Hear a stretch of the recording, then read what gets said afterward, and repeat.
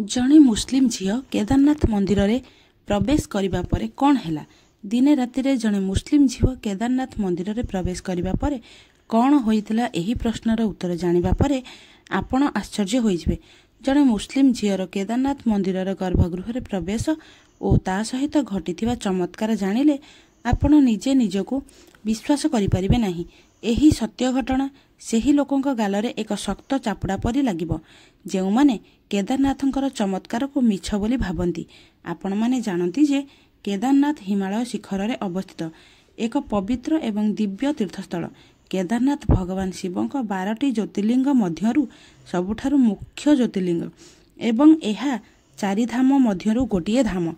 एही मंदिरर स्थापत्य पत्थर रे तैयारी हजार हजार वर्ष धरी अनेक प्राकृतिक विपर्ययर सम्मुखीन हेबा परे मध्य एही मंदिर आज दृढ़ भावरे ठिया होई पारिछि। केदारनाथ धामरे शांति, एठाकर शक्ति एवं एठाकर प्राकृतिक सौंदर्य प्रत्येक हिंदू को एक दिव्य अनुभूत प्रदान करे। एही धाम को जी भी आसे से मोक्ष प्राप्त करे। केदारनाथ धामरे प्रतिदिन अनेक चमत्कार घटना घटुछि, किंतु जड़े मुस्लिम झीर केदारनाथ धामरे प्रवेश करिबा एवं ता सहित घटिथिबा चमत्कार सेगुड़िक मध्यरु गोटिए जहा शुणी आपणकर आश्चर्यर सीमा रहिबो नाही। प्रकृत रे एही घटनाटी राजस्थान रो आग्रा सहर रे थिबा गोटिए झीर कहानी। सेठाकार एक कॉलेज रे पढ़ुथिला। पिलाटे दिनरु ही तार बापा माँ एई दुनिया छाड़ी चली जाइथिले। से ता बड़ भाई सहित रहुथिला। कॉलेज पढ़िबा समय रे से झीर एक मुसलमान पुओ सहित साक्षात होइथिला। से पुओटी सेही कॉलेज रे पढ़ुथिला। धीरे धीरे से दुई जन बंधु होई गले। एही बंधुता दिनकु दिन बढ़िबारे लागिला। गोटिए वर्ष मध्यरे से दुई जन बहुत निकटथर मध्य होई गले।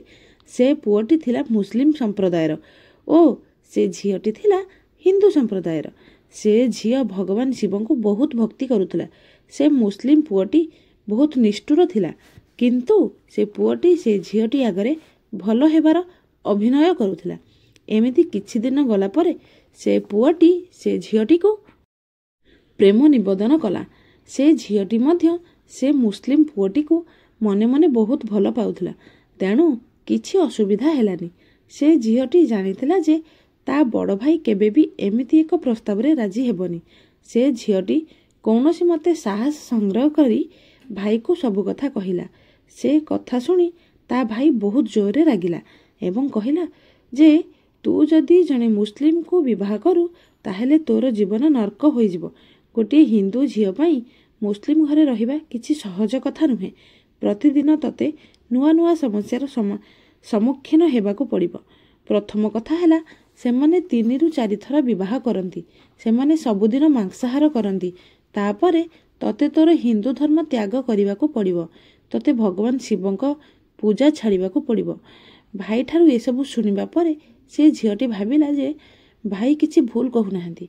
किंतु से झीय जेतेबेले से पुओ को ए विषय रे पचारिला सेतेबेले से कहिला जे तुमे ए सब विषय रे चिंता कर नाही। तुमे सबु बेले तुम भगवान को पूजा करि परिबो। तुमको तुम धर्म छाड़िबाकू पड़िबनी।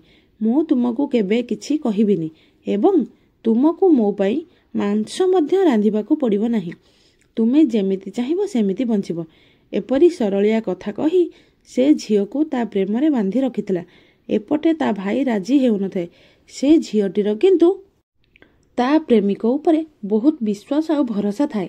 से ताकू बाहाघर परे बहुत खुशी रे रखिबो बोली से ताकू बहुत भलो पाउची संपूर्ण विश्वास थिला। ताकू तार धर्म तार महादेव को प्रति भक्ति को छाड़िबाकू पड़िबोनी। तार पिलाटी दिनरु गोटिए स्वप्न थिला जे से केदारनाथ धाम को जीव एवं महादेव को दर्शन करिवो। तेणु से सही पिलाटी आगरे आग्रह कला जे विवाह परे से माने उभय मिसी केदारनाथ धाम जीवे। से पिला मध्य खुशी रे राजी हेई गला। एहा परे से झीय ता भाई विरुद्ध रे जाई से पिला को विवाह करी ता घर को चली गला। प्रथम किछि दिन से सेठी बहुत खुशी रे रहिले। से मने मने बहुत खुशी थिला एवं से भगवान को धन्यवाद मध्य कहूथिला। किंतु किछि समय क्रमे से पुओ एवं ता परिवार लोक तांका प्रकृत रंग देखैबा आरंभ कले। से पुओटी ସେ ଝିଅଟି ଦ୍ୱାରା ସମସ୍ତ କାମ କରାଉଥିଲା, ଏପରିକି ମାଂସ ମଧ୍ୟ ରାନ୍ଧିବାକୁ ବାଧ୍ୟ କରୁଥିଲା। ଯେଉଁ ଝିଅ କେବେ ସ୍ୱପ୍ନରେ ବି କୌଣସି ଜୀବଜନ୍ତୁର କ୍ଷତି କରୁନଥିଲା, ଆଜି ତାକୁ ସେମାନଙ୍କ ମାଂସ ରାନ୍ଧି ଖୁଆଇବାକୁ ପଡ଼ୁଛି। ଏମିତିକି ତାଙ୍କୁ ବଳପୂର୍ବକ ମାଂସ ଖାଇବାକୁ ବାଧ୍ୟ ମଧ୍ୟ କରୁଥିଲେ। କିଛି ଦିନ ଏମିତି ଯିବା ପରେ ଗୋଟେ ଦିନ ତା ସ୍ୱାମୀ ତାକୁ କହିଲା ଯେ ଯଦି ସେ ତା ସହିତ ରହିବାକୁ ଚାହୁଁଛି ତେବେ ତାକୁ ତା ହିନ୍ଦୁ ଧର୍ମ ଛାଡ଼ି ମୁସଲିମ ଧର୍ମ ଗ୍ରହଣ କରିବାକୁ ପଡ଼ିବ। ଏହା ଶୁଣି ସେ ଝିଅ ରୋକଠୋକ ମନା କରିଦେଲା। କିନ୍ତୁ ସ୍ୱାମୀ ଓ ତା ପରିବାର ଲୋକଙ୍କ ଠାରୁ ବହୁତ ମାଡ଼ଗାଳି ମଧ୍ୟ ଖାଇବାକୁ ପଡ଼ିଲା। ସେମାନେ ତାକୁ ବହୁତ ନିର୍ଯାତନା ଦେଲେ, ଯାହାଫଳରେ ତାକୁ ହିନ୍ଦୁ ଧର୍ମ ଛାଡ଼ି ମୁସଲିମ ଧର୍ମକୁ ଗ୍ରହଣ କରିବାକୁ ପଡ଼ିଲା। ବର୍ତ୍ତମାନ ସେ ଜଣେ ମୁସଲମାନ ସ୍ତ୍ରୀ ହୋଇଗଲା।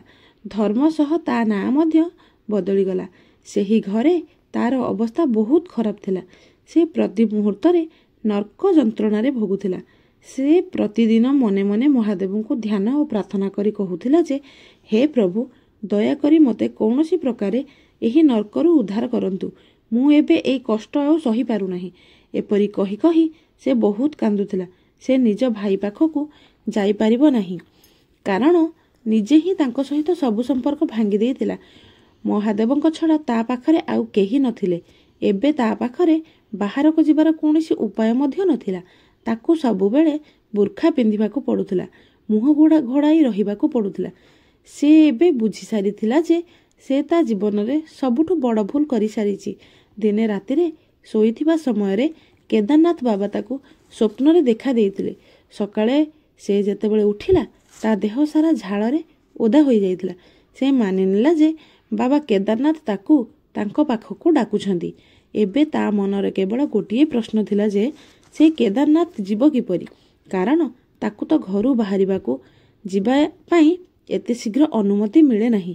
ସେ ସାହସ କରି ଗୋଟିଏ ବାହାନା କରି ତା ସ୍ୱାମୀକୁ କହିଲା ଯେ ତାର ମାଉସୀ ଯିଏକି ଦିଲ୍ଲୀରେ ରୁହନ୍ତି, ତାଙ୍କର ଦେହାନ୍ତ ହୋଇଗଲା, ତେଣୁ ତାକୁ ସେ ଶେଷକୃତ୍ୟ ପାଇଁ ଯିବାକୁ ପଡ଼ିବ। ତା ସ୍ୱାମୀ ତାକୁ ସିଧା ସିଧା ମନା କରିଦେଲା। କିନ୍ତୁ ସେ ଅନୁରୋଧ କରି କହିଲା ଯେ ମୋତେ ଯିବାକୁ ପଡ଼ିବ। ଗୋଟେ କାମ କର, ଯଦି ତୁମର ମୋ ଉପରେ ଭରସା ନାହିଁ ତେବେ ତୁମେ ମଧ୍ୟ ମୋ ସହିତ ଆସ। ମୁଁ ତୁମ ସହିତ ଯାଇ ସଙ୍ଗେ ସଙ୍ଗେ ଫେରି ଆସିବି। ଏହା ଶୁଣି ସେ ମନା କଲା, ମୋର ସମୟ ନାହିଁ। ଯଦି ତମେ ଯିବାକୁ ଚାହୁଁଛ ତେବେ ଶୀଘ୍ର ଯାଇ 2 ଦିନ ମଧ୍ୟରେ ଫେରିଆସ। ଏହା ଶୁଣି ସେ ବହୁତ ଖୁସି ହୋଇଗଲା। ତା ଗୋଡ଼ ଆଉ ତଳେ ଲାଗିଲାନି। ସେ ମନେ ମନେ ମହାଦେବଙ୍କୁ ଧନ୍ୟବାଦ କହିଲା। କିଛି ପୋଷାକ ଏବଂ ଖାଦ୍ୟ ସାମଗ୍ରୀ ନେଇ ତୁରନ୍ତ ଉତ୍ତରାଖଣ୍ଡ ଅଭିମୁଖେ ବାହାରିଲା। ସେ ପ୍ରଥମେ ଆଗ୍ରାରୁ ହରିଦ୍ୱାର ଗଲା। ତା ପାଖରେ ବହୁତ କମ୍ ସମୟ ଥିଲା, ତେଣୁ ସେ ଶୀଘ୍ର ବସ୍ ଧରି ଯାତ୍ରା ଆରମ୍ଭ କଲା। ପ୍ରଥମ ଦିନ ତ ବହୁତ ଶୀଘ୍ର ଶୀଘ୍ର ବିତି ଯାଇଥିଲା। ସେ ହରିଦ୍ୱାରରେ ପହଞ୍ଚିଲା ପରେ ଗୋଟିଏ ବସ୍ ଧରିଲା, ଯାହା ସିଧା ସୋନପ୍ରୟାଗକୁ ହିଁ ଯାଉଥିଲା। କେଦାରନାଥର ଏହି ଯାତ୍ରା ତା ମନରେ ସମସ୍ତ ଚିନ୍ତା ଧୀରେ ଧୀରେ ଦୂର କରୁଥିଲା। ଏହି ଯାତ୍ରା ଉଚ୍ଚ ଉଚ୍ଚ ପାହାଡ଼ ଉପତ୍ୟକା ଦେଇ ଯାଉଥିଲା, ତେଣୁ କେଦାରନାଥର ଯାତ୍ରାକୁ ସ୍ୱର୍ଗର ଯାତ୍ରା ଭାବରେ ଗଣନା କରାଯାଏ।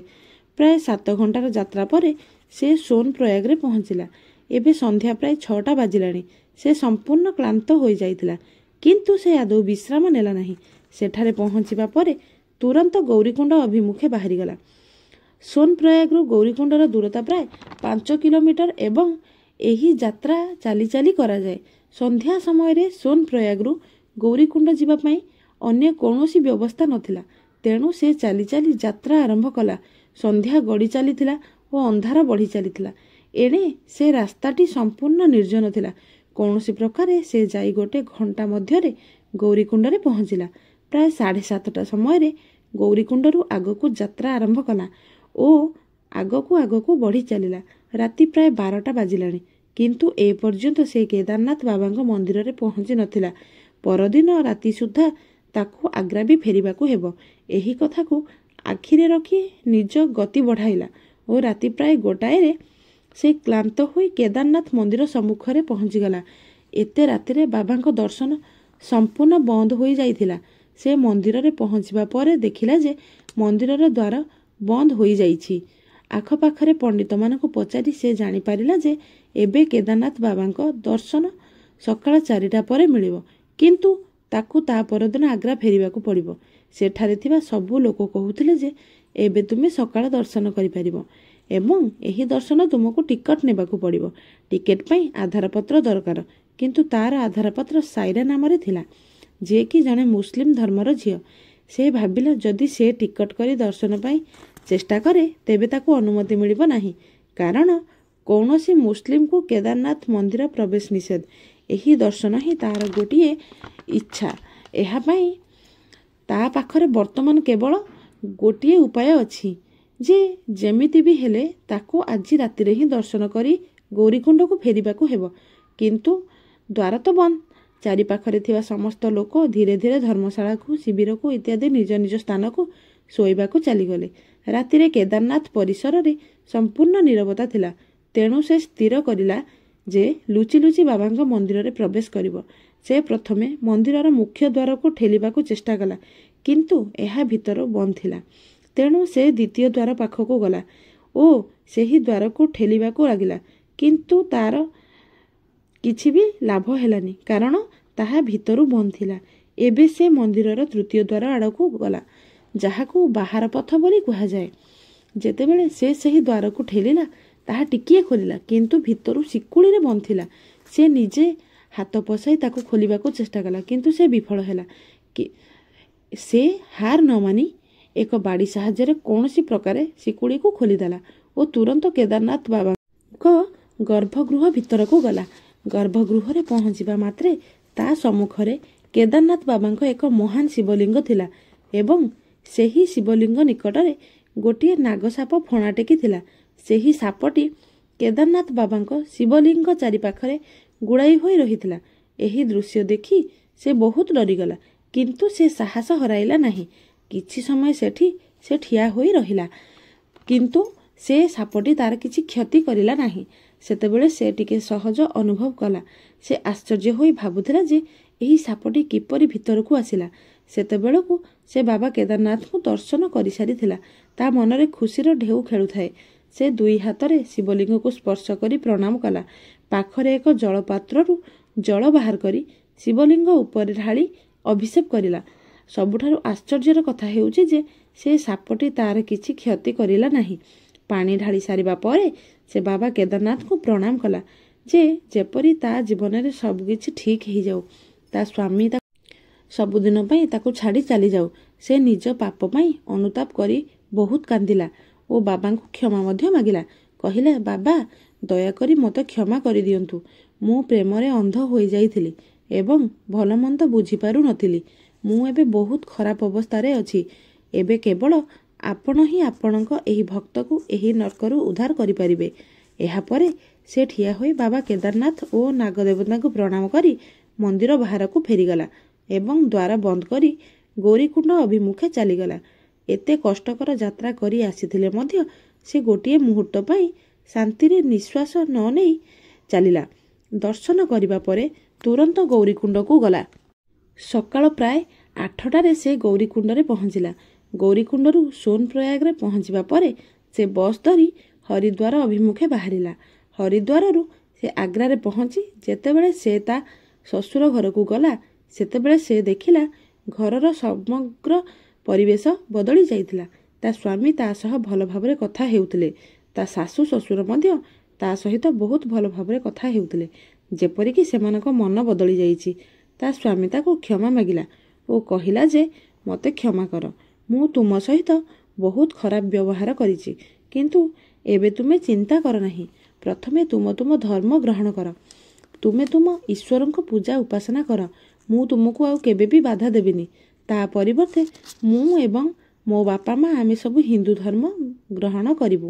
ଏହା ଶୁଣି ସେ ଆଶ୍ଚର୍ଯ୍ୟ ହୋଇଗଲା ଯେ ଏପରି କିପରି ହୋଇପାରିବ। ଏମାନେ କ'ଣ ଥଟ୍ଟା କରୁଛନ୍ତି? ନା, ଏହା ପଛରେ କିଛି ଅଲଗା କାରଣ ଅଛି। କିନ୍ତୁ ଧୀରେ ଧୀରେ ସମୟ ବିତିବା ସହିତ ସେ ଜାଣିପାରିଲା ଯେ ଏସବୁ ସତ୍ୟ। ବାବା କେଦାରନାଥ ନିଜେ ତା ଉପରେ ଦୟା କରିଥିଲେ। ତା ସ୍ୱାମୀ ମନରେ ତା ପ୍ରତି ପ୍ରେମ ସୃଷ୍ଟି କରିଥିଲେ ଏବଂ ଶାଶୁ ଶ୍ୱଶୁରଙ୍କ ମନ ମଧ୍ୟ ବଦଳାଇ ଦେଇଥିଲେ। ସେ ପୁଣି ହିନ୍ଦୁ ଧର୍ମ ଗ୍ରହଣ କରିଥିଲା ଏବଂ ତା ଶାଶୁ ଶ୍ୱଶୁର ଏବଂ ତା ଶ୍ୱଶୁର ଘର ପରିବାର ସମସ୍ତେ ହିନ୍ଦୁ ଧର୍ମ ଗ୍ରହଣ କରିଲେ ଓ ଭଗବାନଙ୍କୁ ପୂଜା କରିବା ଆରମ୍ଭ କରିଲେ। ଏହା ଦେଖି ସେ ବହୁତ ଖୁସି ହୋଇଗଲା। ଏହାପରେ ତା ସ୍ୱାମୀ ମଧ୍ୟ ତାକୁ ବହୁତ ଭଲ ପାଇବା ଆରମ୍ଭ କଲେ। ଏହା ନିଜେ ବାବା କେଦାରନାଥଙ୍କ ଚମତ୍କାର ଥିଲା। ସେ ତ ପ୍ରତି ହେଉଥିବା ଅନ୍ୟାୟକୁ ବନ୍ଦ କରିଥିଲେ। ସେ ଏବଂ ତାଙ୍କ ପିତାମାତାଙ୍କ ମନ ପରିବର୍ତ୍ତନ କରିଥିଲେ। ଏହି କାରଣରୁ ଆମେ ଶିଖିପାରୁଛୁ ଯେ ବିବାହର ଉଚ୍ଛେଦ କେବଳ ପ୍ରେମ ନୁହେଁ, ବରଂ ପରିବାର, ବଂଶ ଏବଂ ସଂସ୍କୃତିର ସୁରକ୍ଷା ମଧ୍ୟ। ଯଦି ବିବାହ ଅଲଗା ଧର୍ମର ହୁଏ, ଯେଉଁଠାରେ ପରମ୍ପରା ଭିନ୍ନ ଥାଏ, ତେବେ ଭବିଷ୍ୟତ ପିଢ଼ି ଦ୍ୱନ୍ଦ୍ୱରେ ପଡ଼ିପାରନ୍ତି। ଯଦି ଏ କାହାଣୀଟି ଆପଣମାନଙ୍କୁ ଭଲ ଲାଗୁଥାଏ, ଲାଇକ୍, ସେୟାର, ସବସ୍କ୍ରାଇବ୍ କରିବାକୁ ଜମା ବି ଭୁଲିବେନି। ରହୁଛି, ନମସ୍କାର। ଜୟ ଜଗନ୍ନାଥ। ଓମ୍ ନମଃ ଶିବାୟ।